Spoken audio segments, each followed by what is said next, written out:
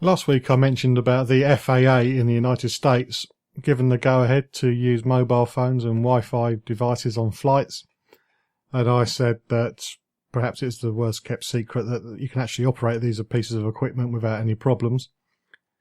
Well, I hope you're sitting down, ladies and gentlemen. There could be a slight possibility that I was wrong about that. Airlines in the US have been ordered to modify or replace cockpit display units in hundreds of Boeing jets after tests showed that mobile phone and computer signals could cause the screens to go blank. The tests were carried out by the US Air Safety Regulator with affected planes typically fitted with several screens, and these screens aren't cheap. You just don't go down to PC World and get these. These cost thousands of pounds. The manufacturer of the display, Honeywell, stressed that the problem has not been experienced in flight. So maybe I wasn't wrong. Maybe in artificial circumstances that mobile phones and computers do cause a problem. But of course they can't take the risk with that. A spokesperson said the only known occurrence was during a development test conducted on the ground. And Honeywell worked with Boeing and stressed any concerns and worked on them in 2012. Boeing first issued an alert in November 2012 when an airplane operator and a Wi-Fi vendor noticed interference caused by the installation of an in-flight internet system. And they found that these display units, VDUs, were susceptible to some radio frequencies used to transmit data via Wi-Fi. The watchdog, the safety people, said that the displays were required to provide pilots with information regarding airspeed, altitude, heading and pitch and roll, and warned that the fault could cause a crash. So perhaps it's not safe to use mobile phones and Wi-Fi equipment on certain planes. So I still stick that they shouldn't be allowed anyway, because who wants to hear somebody else chat for 8 hours on their mobile phone? So rather than changing all these screens and costing the airlines a lot of money, why don't I just ban it all in the first place? It'd be a lot cheaper, but that's just me. If you're for or against Wi-Fi and telephones in the air, let me know. Facebook.com/John Guinn Travel Show.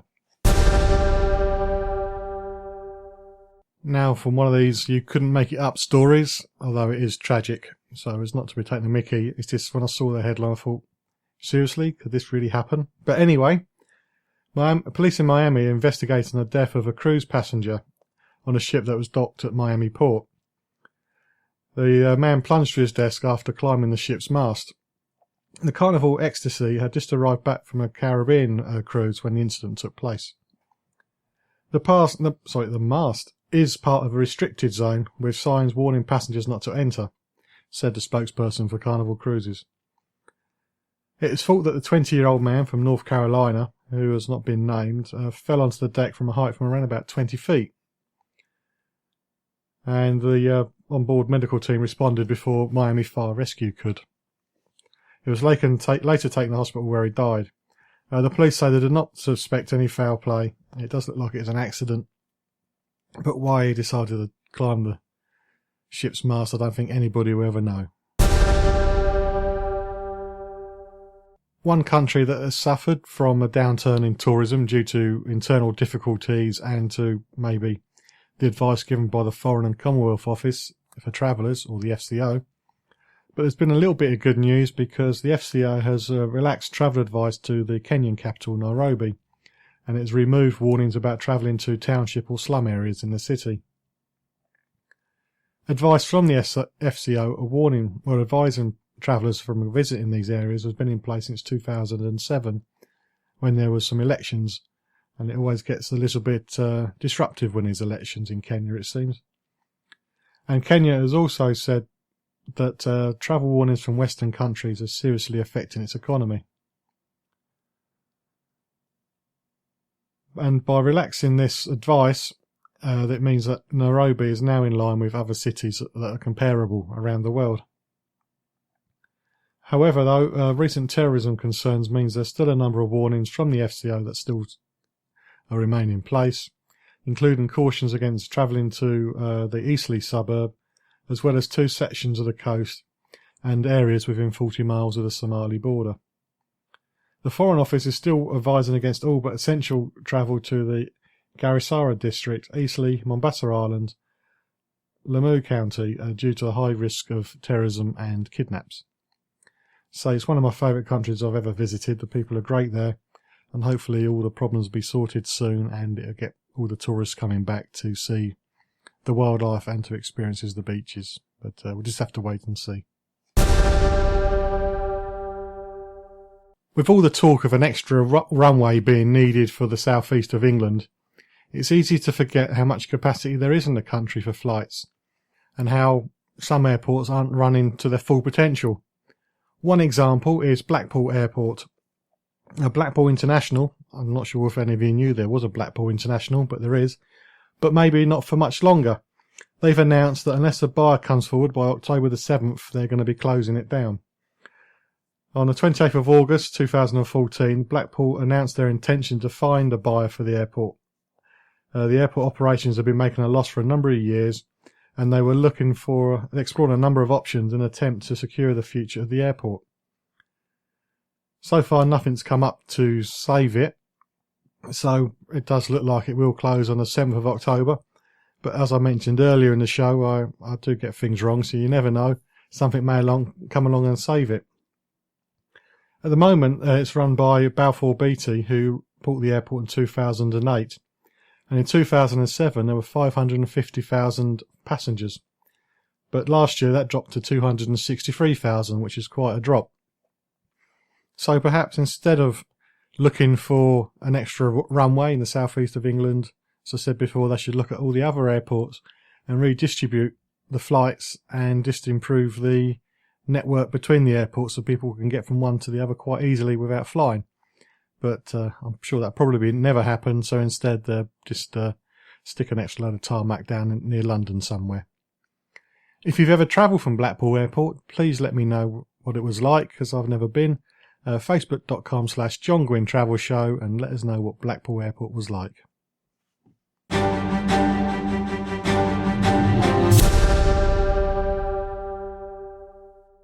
You're listening to the John Guinn Travel Show on seclosounds.org.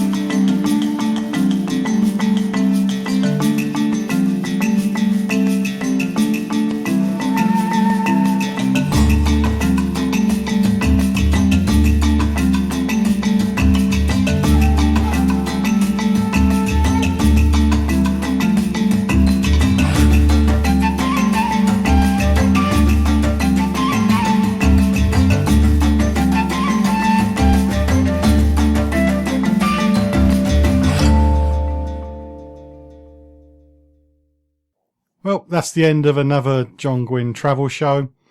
I covered the Falkland Islands because I want to go there this time next year, if I can just convince my wife that the 20-hour flight is worthwhile. I'm sure if I start showing her enough YouTube videos of rock hoppers, that will make her more keen on the idea. And also I talked about Paris information part 1, part 2 next week, about what you can see, do and how to get around this city. And next week I'll finish off all you need to know about making a weekend break here. As I've mentioned, things that come on this show are because they interest me. If there's anything you want covered by the travel show, please just send me a message via facebook.com/John Guinn Travel Show, and I'll do my best to get somebody on to talk about the stuff that's interesting you when it comes to travel. And likewise, if you've been to the Falklands or Paris, please share your tips and hints about these destinations at facebook.com/John Guinn Travel Show. And hopefully you can join me next week on the John Guinn Travel Show on seclosounds.org, where each week I'm checking it out before you check in.